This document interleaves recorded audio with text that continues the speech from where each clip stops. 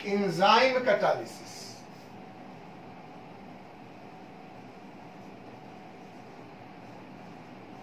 Enzyme catalysis. तो point 1 है what is enzyme.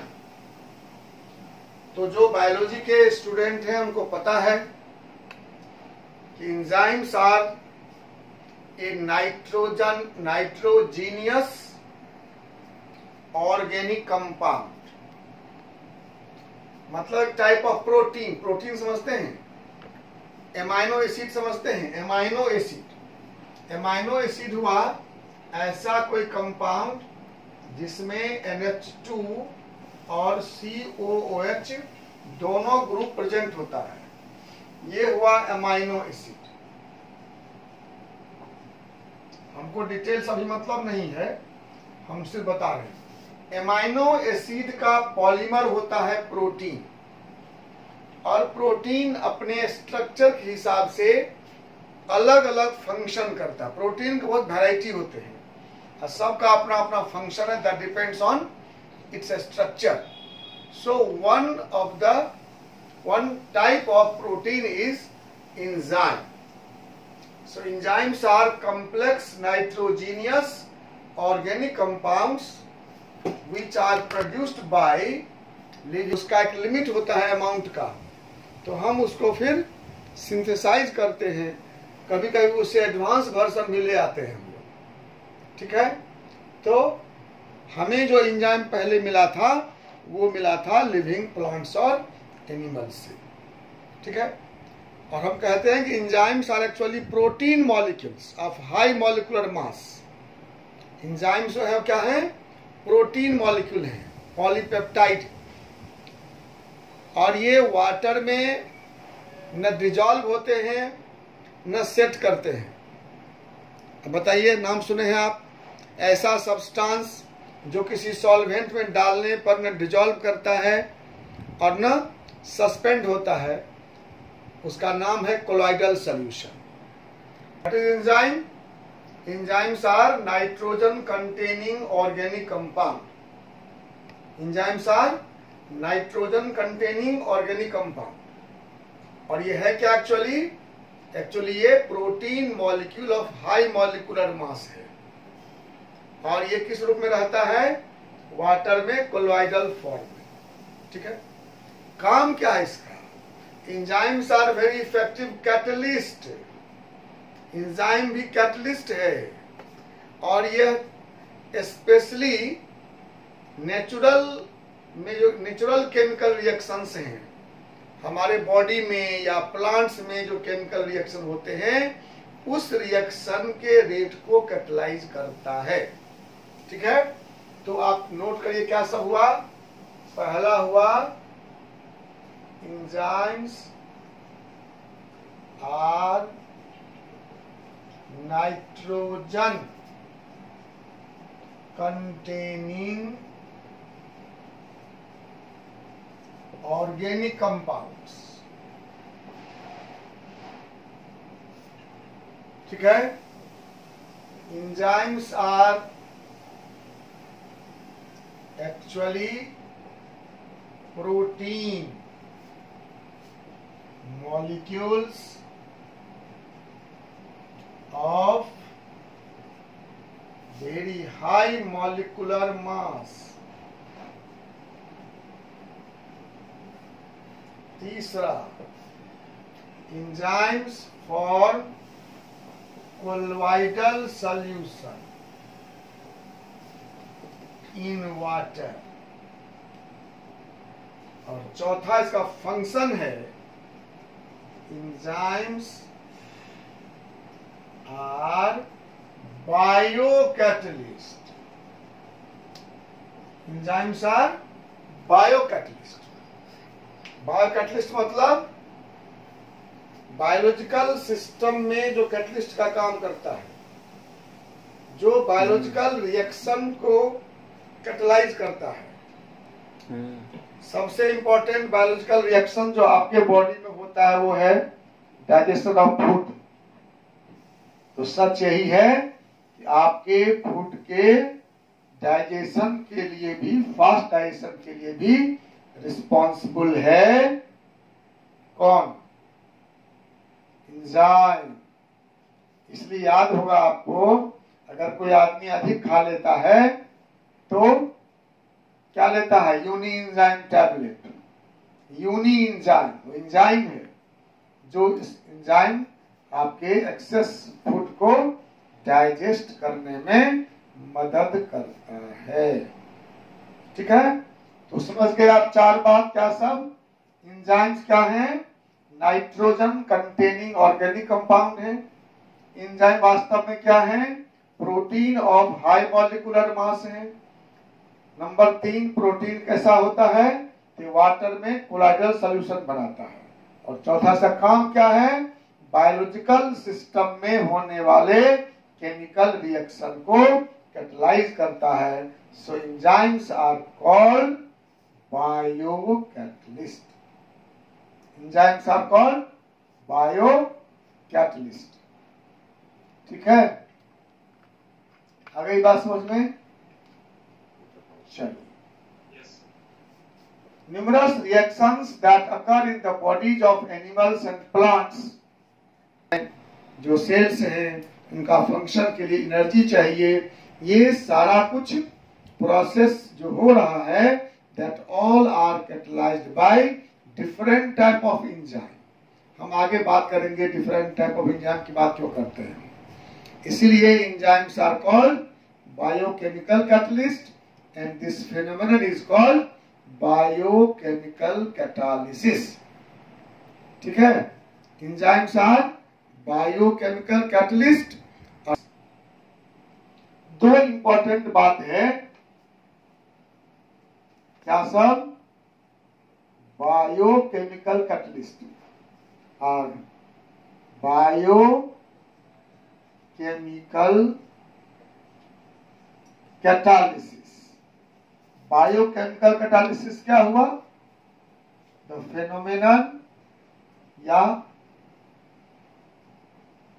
Biochemical reaction. कौन फेनोमेनन?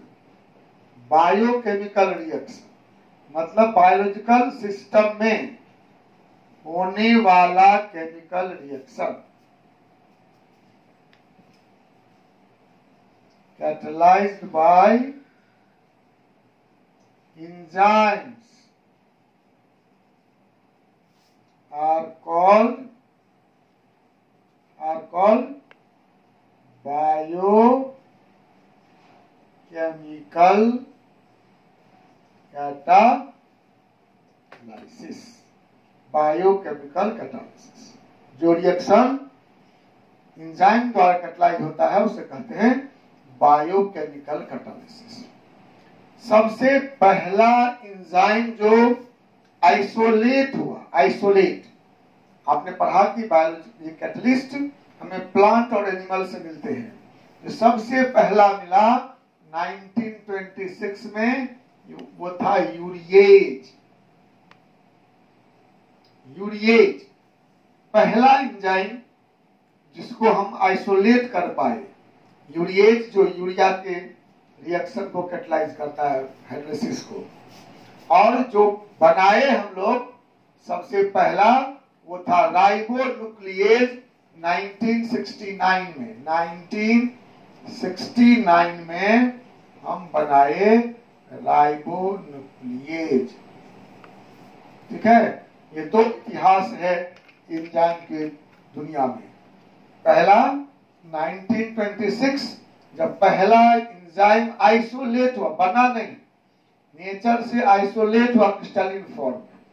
और दूसरा 1969 में राइबोन्यूक्लिएज नाम का एंजाइम पहली बार सिंथेसाइज किए, केमिकल रिएक्शन से बनाए।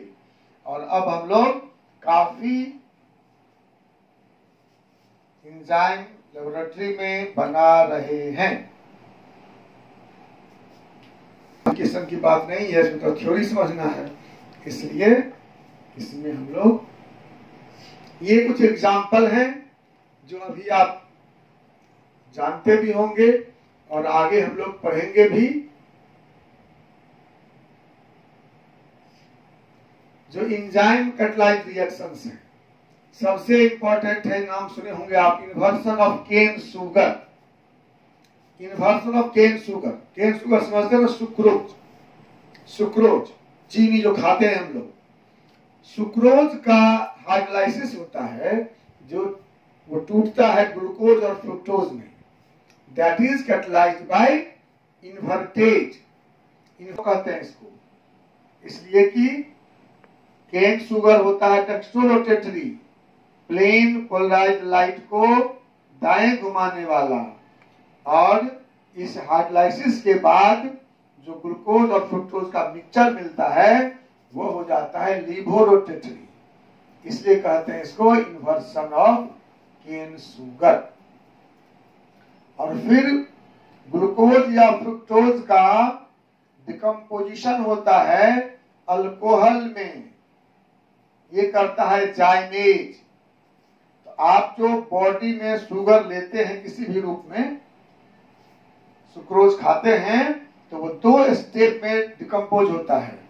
पहले स्टेप में शुगर से बनता है ग्लूकोज और फ्रुक्टोज, और सेकेंड स्टेप में ग्लूकोज और फ्रुक्टोज से बनता है अल्कोहल और कार्बन डाइऑक्साइड गैस, जो सांस में छोड़ते हैं आप, और एनर्जी मिलती है आपके बॉडी को।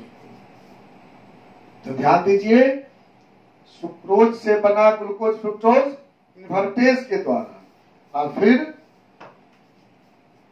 फिर ग्लूकोज से बना अल्कोहल किसके द्वारा, जाइमेज, जाइमेज। ये सब ईस्ट में मिलते हैं, ईस्ट समझते हैं ना, खमीर, घर में भी कभी कभी किचन में आता है ये खमीर, उसी में मिलता है ये एंजाइम सब।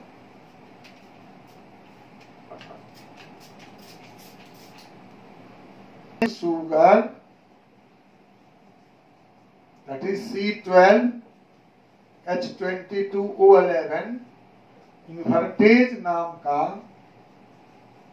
एंजाइम इसको ब्रेक करता है C6H12O6 C6H12O6 में। ग्लूकोज और फ्रुक्टोज हैं, दोनों का मॉलिक्यूलर फॉर्मूला देख रहे हैं, समान है, और इसमें जब जाइमेज डालते हैं तो जाइमेज इसको कन्वर्ट करता है C2H5OH प्लस CO2। ये भी एंजाइम है, ये भी एंजाइम है जो ईस्ट से मिलते हैं। उसी तरह से स्टार्च समझते हैं आप, starch, starch, starch is polymer, polysaccharide बोलते हैं उसको। तो उस स्टार्च को भी डिकम्पोज करके माल्टोज बनाता है, और उसमें जो कैटलिस्ट है एंजाइम, उसका नाम है डायस्टेज। डायस्टेज से बन जाता है माल्टोज से, सॉरी स्टार्च से माल्टोज, और फिर माल्टोज से ग्लूकोज बन जाता है, वो बनता है माल्टेज से, माल्टेज, माल्टेज नाम का एंजाइम माल्टोज को अल्कोहल में कन्वर्ट करता है।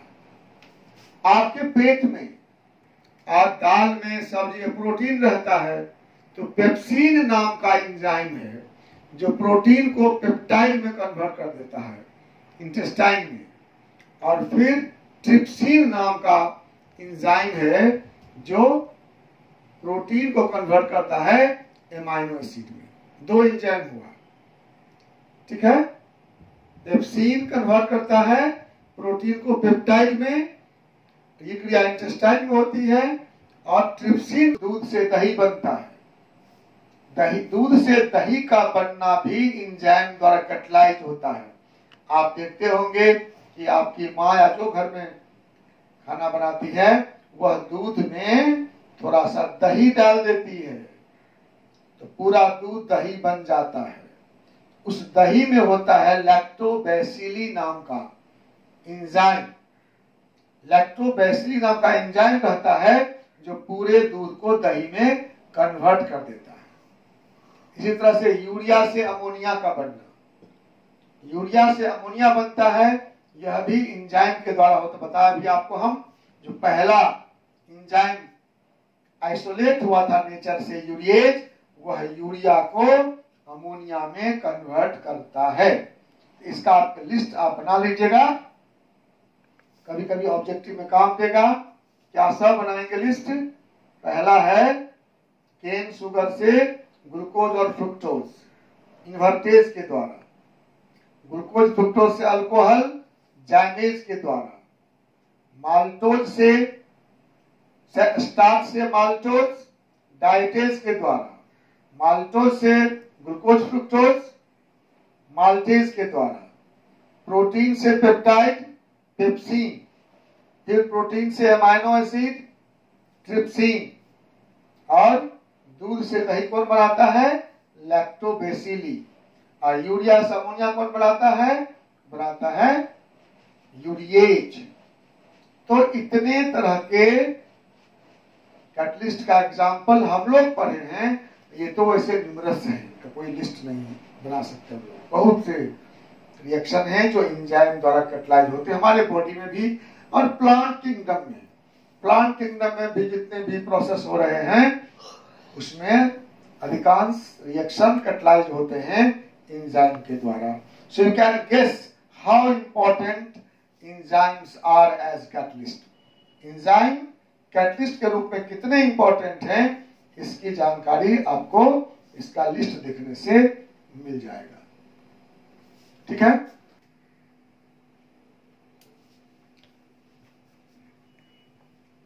कुछ कैरेक्टरिस्टिक तो हम लोग पढ़े हैं जनरल, वही है। एंजाइम में कुछ खास और बात सब है, तो हम लोग एक एक कर सबको पढ़ते हैं। पहला है इफिशियंसी, जिसको हमने कल एक्टिवाइज ए नंबर ऑफ रिएक्टेंट मॉलिक्यूल्स। एक कैटलिस्ट कितने ज्यादा रिएक्टेंट मॉलिक्यूल के रिएक्शन को कैटलाइज करेगा, उसे हम कहेंगे उसका एफिशिएंसी। एफिशिएंसी। और हम लोग बोलते हैं कि enzymes are highly efficient catalyst। highly efficient catalyst। एक मॉलिक्यूल एंजाइम 10 लाख मॉलिक्यूल के रिएक्शन को पर मिनट, एक मिनट में 10 लाख मॉलिक्यूल के रिएक्शन को कैटलाइज कर सकता है। अब वैसे वो तो 10 पावर 40 टाइम्स रिएक्शन के रेट को बढ़ाता है। So what we say that enzymes are highly efficient catalyst. Highly efficient catalyst, इसकी एफिशिएंसी बहुत ही ज्यादा है। Highly efficient.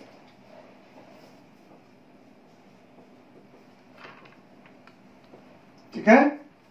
एक मॉलिक्यूल लगभग 10 लाख मॉलिक्यूल के रिएक्शन को कैटलाइज कर सकता है।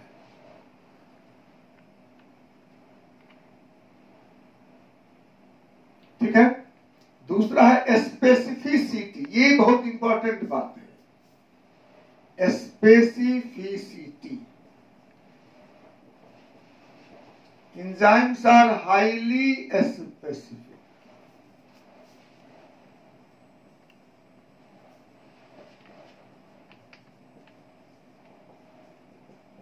एंजाइम्स आर हाईली स्पेसिफिक मतलब क्या?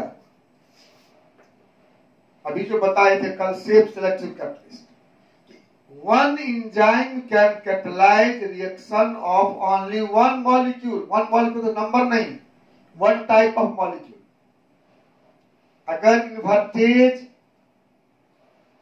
केन शुगर को अल्कोहल में कन्वर्ट करता है तो सिर्फ केन शुगर के रिएक्शन को कैटलाइज करेगा, दूसरे को नहीं करेगा।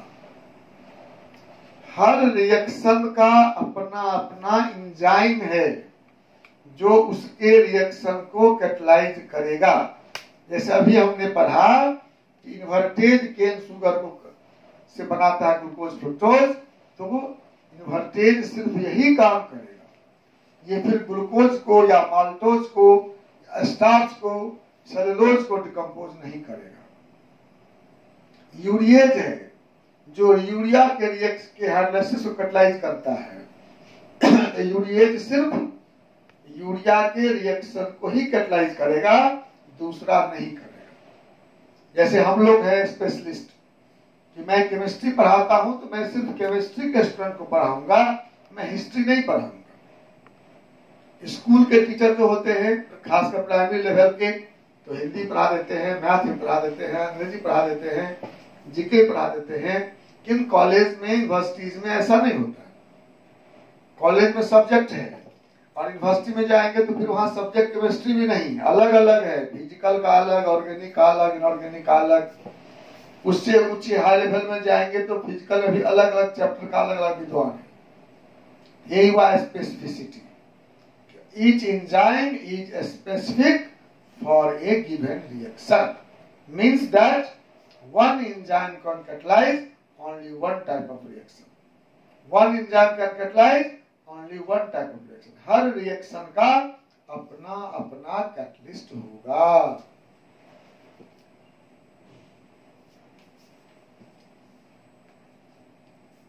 तीसरा है ऑप्टिमम कंडीशन।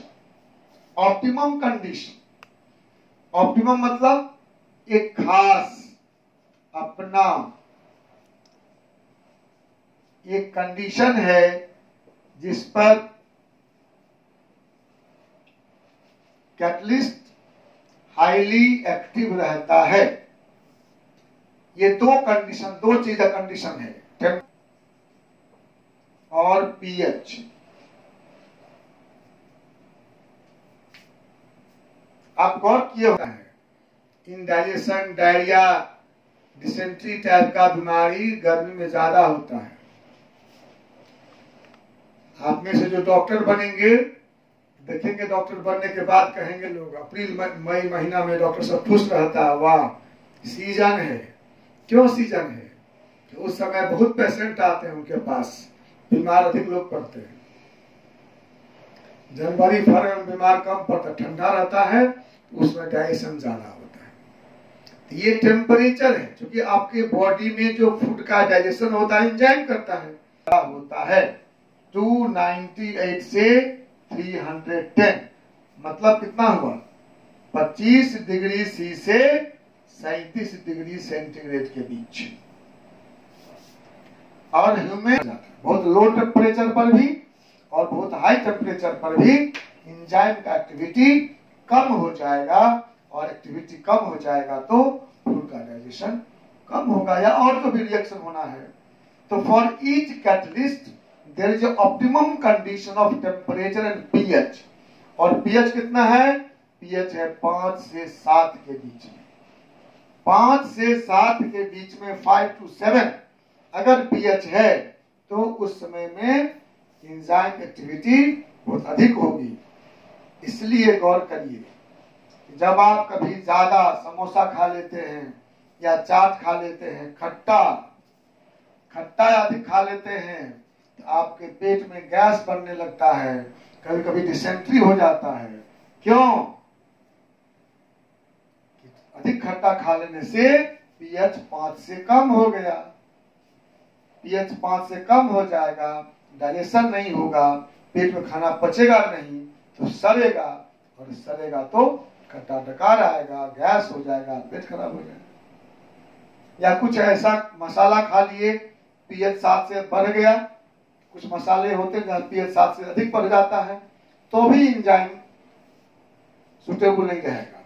एंजाइम का अपना ऑप्टिमम कंडीशन है, उससे पहले उसके आगे।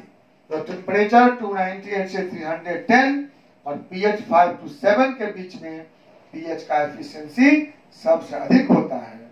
और इससे नीचे पीएच 5 से नीचे, 7 के बाद, टेम्परेचर 298 से नीचे 310 के बाद लेंगे तो एंजाइम की एक्टिविटी स्लो हो जाएगी और आपका डाइजेशन स्लो हो जाएगा, या जहां भी बायोकेमिकल रिएक्शन हो रहा है एंजाइम कैटलाइज्ड, उसका रेट स्लो हो जाएगा। ठीक है, चलिए। ये टेम्परेचर का रेंज है 5 to 7 टेम्परेचर pH के बीच में ही कोई कैटलिस्ट सुटेबल होता है। अब ये टर्म है कोएंजाइम्स एंड एक्टिवेटर्स। जनरली वो नॉन प्रोटीन मॉलिक्यूल है, दैट इज कॉल्ड कोएंजाइम। नाम से स्पष्ट है आपको, कोएंजाइम मतलब एंजाइमेटिक एक्शन को बढ़ाने वाला उसका कोई साथी। को मतलब होता है साथ काम करने वाला। जनरली बहुत सारे विटामिन्स हैं जो एंजाइम के साथ में कंबाइन हो गए तो एंजाइम की एक्टिविटी को बढ़ा देते हैं। एंजाइम की एक्टिविटी को ऐसे पढ़े थे ना हम लोग, प्रोमोटर एंड पॉइजन, वैसे ही हुआ प्रोमोटर। कोई एंजाइम हुआ प्रोमोटर, ठीक है। तो कोई एंजाइम क्या हुआ?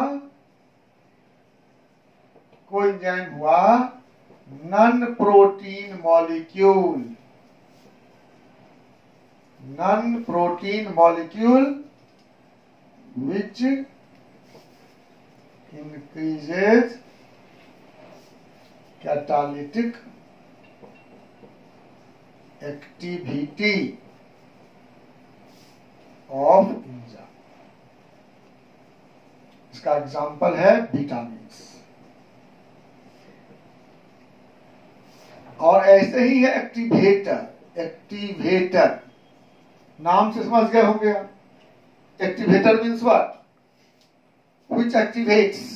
अगेन सेम पॉइंट है, जो एंजाइम के एफिशिएंसी को बढ़ाता है। ये कुछ मेटल आयन होते हैं जनरली, ये होते हैं metal ions which increases efficiency of catalyst,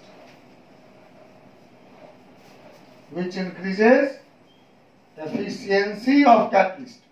जो कैटलिस्ट के एफिशिएंसी को बढ़ाता है वह मेटल आयन कहलाता है एक्टिवेटर्स।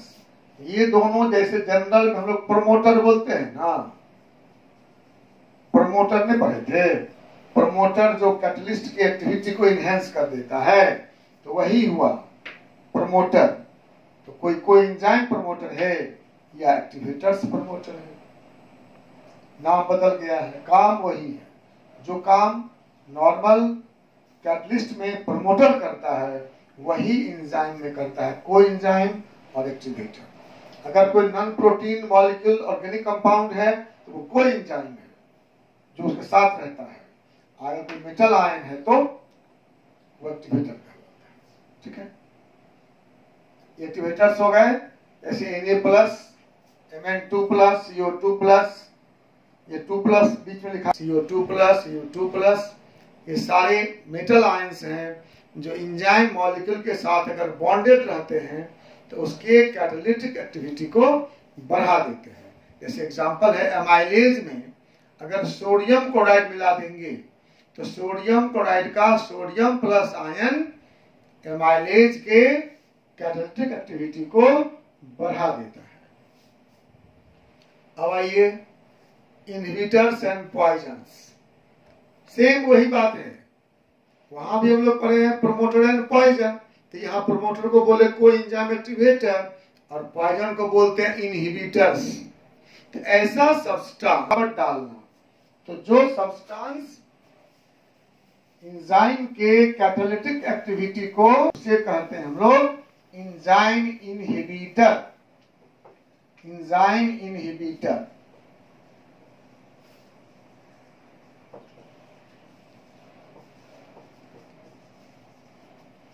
एंजाइम इनहिबिटर कभी कभी हमको जरूरत पड़ जाता है कि बॉडी में कोई प्रोसेस बहुत फास्ट हो रहा है, हम उसको रोकना चाहते हैं। जैसे आपने ये सुना होगा कि किसी आदमी का खाना नहीं पच रहा है, अपच हो रहा है, उसको भूख नहीं लगती है। इसका उल्टा भी सुने हम कभी कभी। कुछ लोग कहते हैं भूख बहुत लगती है, खाना खाते हैं या तुरंत भूख लग जाती है। तो जिसको भूख नहीं लगता है उसको ऐसा दवा चाहिए जो एंजाइम एक्शन को बढ़ा दे, लेकिन जिसको भूख बहुत लगता है उसको उसे क्या चाहिए? उसे ऐसा दवा चाहिए जो भोजन के पचने के रेट को घटा दे। तो वहां चाहिए हम लोगों को एंजाइम इनहिबिटर। कुछ मेडिसिन होते हैं इससे, हम लोग जब मेडिसिन पढ़ेंगे, पढ़ना है 12th क्लास में, तो वहां देखेंगे कि कुछ एंजाइम के रेट को घटाना पड़ता है। इसके लिए हम दो तरह के मेडिसिन यूज करते हैं। एक ऐसा मेडिसिन यूज करते हैं क्योंकि एंजाइम भी सेफ सेलेक्टिव कैटलिस्ट है, जो इसके सेफ को डिस्ट्रॉय कर देता है। अब दूसरा ऐसा यूज करते हैं जो इसके उस कैविटी में आके उस जगह को बंद कर देता है ताकि सबस्ट्रेट वहां पहुंच नहीं पाता है। मतलब ये कह रहा था मैं, अगर किसी एंजाइम के सरफेस पर ऐसा कैविटी है तो हम दबा देते हैं, या तो इस शेप को खराब कर देता है, ऐसा बना देता है, या इसमें घुस जाता है और इसको ब्लॉक कर दिया। ये जो एंजाइम में कैविटी था जो सबस्ट्रेट से रिएक्शन करता था वो ब्लॉक हो गया, खाली नहीं है, तो जो सबस्ट्रेट रहेगा वो लौट जाएगा वापस यहाँ आकर। तो ऐसे सब्सटेंस कहलाते हैं एंजाइम इनहिबिटर्स या पॉइजन्स। एंजाइम में कुछ फंक्शनल ग्रुप भी होते हैं जो रिएक्शन करते हैं, तो कभी कभी ये इनहिबिटर उस फंक्शनल ग्रुप को से बाइंड कर लेते हैं और उसको वह अवेलेबल नहीं रहता है रिएक्शन करने के लिए। ठीक है, एंजाइम इनहिबिटर क्या हुआ? Enzyme inhibitor are chemical substances which inhibits the catalytic activity of enzyme. ये सब्सटेंस दो काम कर सकते हैं, या तो इसके कैविटीज को ब्लॉक कर देंगे, या जो फंक्शनल ग्रुप है एंजाइम में उससे रिएक्शन कर लेंगे, उसको बाइंड कर लेंगे और वो अवेलेबल नहीं रहेगा एंजाइम एक्शन के लिए और एंजाइम का रेट स्लो हो जाएगा। Any question? कुछ है तो बोलिए। अब अंतिम बात आते हैं हम लोग, mechanism of enzyme catalysis. Enzyme catalysis का मैकेनिज्म क्या है? तो मोटा मोटी आपको शायद पता चल गया है, कल जो पढ़े थे। Enzymes are also shape selective catalyst, वही मैकेनिज्म है इसका।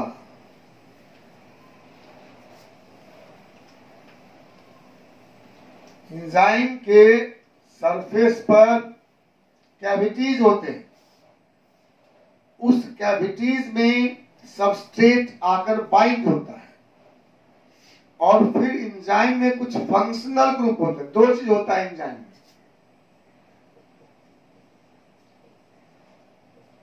एंजाइम में पहला होता है कैविटीज मतलब माइक्रोपोर्स, और दूसरा होता है फंक्शनल ग्रुप।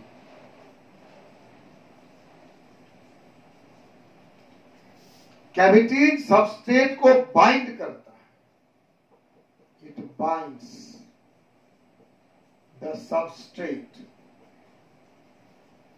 और ये केमिकल रिएक्शन करता है। ठीक है, जैसे कहीं मारपीट करना हो तो क्या करते हैं, एक आदमी पकड़ा दूसरा पे धुन दिया, करता है ना। तो वही बात यहाँ है, वैसे सबस्ट्रेट नहीं हाथ लगेगा। तो क्या भी पहले सरफेस, एंजाइम अपने सरफेस पर सबस्ट्रेट को कैप्चर करता है, बाइंड करता है, और ये फंक्शनल ग्रुप इसे लिखा हुआ अग्नेस्टो ग्रुप है, एसिड है, थायोल है, अल्कोहल है, ये ग्रुप सब प्रेजेंट रहते हैं। ये केमिकल रिएक्शन कराते हैं और फाइनल प्रोडक्ट बनता है और वो बाहर निकल जाता है। तो दो स्टेप मेनली मानते हैं हम लोग कि पहले एंजाइम पर सबस्ट्रेट आया, एक एंजाइम सबस्ट्रेट बना, ये इंटरमीडिएट। एंजाइम सबस्ट्रेट इंटरमीडिएट बना, और फिर ये एंजाइम सबस्ट्रेट इंटरमीडिएट डिकम्पोज किया enzyme plus product. Enzyme substrate के साथ कंबाइन किया, पहले बना एंजाइम सबस्ट्रेट इंटरमीडिएट, और यह इंटरमीडिएट फिर उसका शेप सबका अलग अलग है। तो जिस सबस्ट्रेट का कंप्लीमेंट्री शेप होगा वही ना उसमें घुस पाएगा। तो जिस तरह का कैविटी एंजाइम के वहां पर वो फिट हो जाएगा, ध्यान दीजिए, फिट। और तब जो फंक्शनल ग्रुप है वो उससे रिएक्शन करेंगे, जनरली डिकम्पोज होता है या जो होना होगा तो वो डिकम्पोज कराएंगे या जो रिएक्शन कराएंगे, और रिएक्शन के बाद फिर प्रोडक्ट निकल जाएगा। ये हिट्रोजीनियस कैटालिसिस टाइप का हुआ, कि सरफेस पर रिएक्टेंट आया, रिएक्शन किया और फिर चला गया, और वो एंजाइम फिर से अवेलेबल है, वो खाली है उसका जो कैविटी है अगला रिएक्शन करने के लिए। इस तरह से एक ही एंजाइम लाखों करोड़ों रिएक्शन कराता है, लेकिन बहुत समय के बाद धीरे धीरे उसका शेप खराब हो जाता है। जब शेप खराब होता है तो फिर वो एंजाइम बॉडी अपने आप निकाल देती है और नए एंजाइम बना लेती है। जिसके बॉडी में वो नया एंजाइम नहीं बनता है वही आदमी बीमार पड़ता है, उसको इंडाइजेशन होता है। ठीक है, तो इसको हम लोग दो बात बोलते हैं। केमिस्ट्री में एक ही बोलते हैं, बायोलॉजी वाले दो बोलते हैं। इसका बोलते हैं लॉक एंड की प्रिंसिपल। लॉक एंड की प्रिंसिपल, आप समझते हैं लॉक एंड की प्रिंसिपल क्या हुआ? लॉक एंड की प्रिंसिपल हुआ जैसे हर ताले की, इतने वैरायटी के ताले हैं दुनिया में, सबका अपना अपना चाबी है। तो ताला में बना होता है होल्स, और चाबी में रहता है उस कम्प्लीमेंट्री बना हुआ शेप। तो जो उसमें फिट हो पाता है वही उसे खोल पाता, लीवर कहते हैं ताला में, लीवर। तो जो लीवर में सेट हो पाता है वही उसको खोल पाता है, दूसरा उसमें घुसता नहीं है। तो उसी प्रकार से लॉक एंड की प्रिंसिपल कहते हैं, ताला चाबी का सिद्धांत।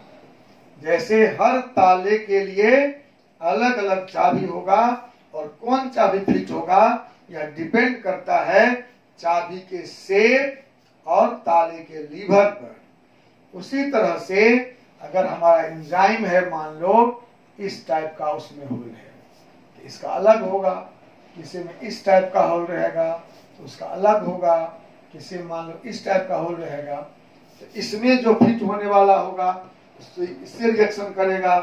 जिसमें ऐसा होल है इस टाइप का सबस्ट्रेट आएगा, जिसमें ऐसा होल है उसमें ऐसा सबस्ट्रेट आएगा। मान लीजिए ये सबस्ट्रेट इसमें फिट हो सकता है, ये सब इसमें फिट हो सकता है, ये सबस्ट्रेट यहाँ भी फिट हो सकता है।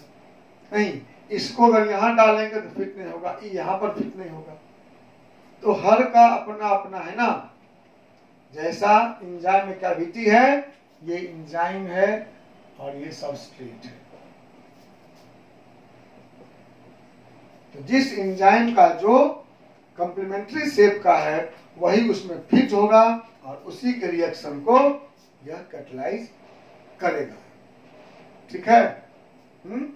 अगर कंप्लीमेंट्री शेप नहीं है तो फंक्शनल ग्रुप है, एक्टिव ग्रुप कहते हैं जिसको, वह उस रिएक्शन को करा देता है। ये देखिए फोटो आप देख रहे हैं। पहला स्टेप वो जो वायलेट कलर का है वो एंजाइम है, और जो ग्रीन कलर का है वो सबस्ट्रेट है। तो जिस तरह का एंजाइम में कैविटी देख रहे हैं उसी तरह का दांत बना हुआ है सबस्ट्रेट में, तो वो उसमें घुस गया। फिगर 2 देखिए, दूसरे फिगर में क्या हुआ है, एंजाइम सबस्ट्रेट में बिल्कुल फिट हो गया, फिट। और उसके बाद देखिए तीसरा में क्या हुआ, वो सबस्ट्रेट जो एक बड़ा सा मॉलिक्यूल था वह डिकम्पोज कर गया, टूट गया। 2 बन गया, और 2 बनने के बाद फिर वो कैविटी से बाहर निकल गया, तो प्रोडक्ट बाहर चला गया और एंजाइम फिर से खाली है, अगले रिएक्शन का इंतजार कर रहा है। इस तरह से एक ही एंजाइम कई रिएक्टेंट के रिएक्शन को कैटलाइज करेगा। ये है लॉक एंड की प्रिंसिपल। ठीक है, एकदम जो कैविटी है एंजाइम में, उसमें बिल्कुल जो फिट होने वाला होगा रिएजेंट, रिएक्टेंट, सबस्ट्रेट, वो उसमें फिट होगा, वो फिर डिकम्पोज होगा या जो रिएक्शन होना होगा।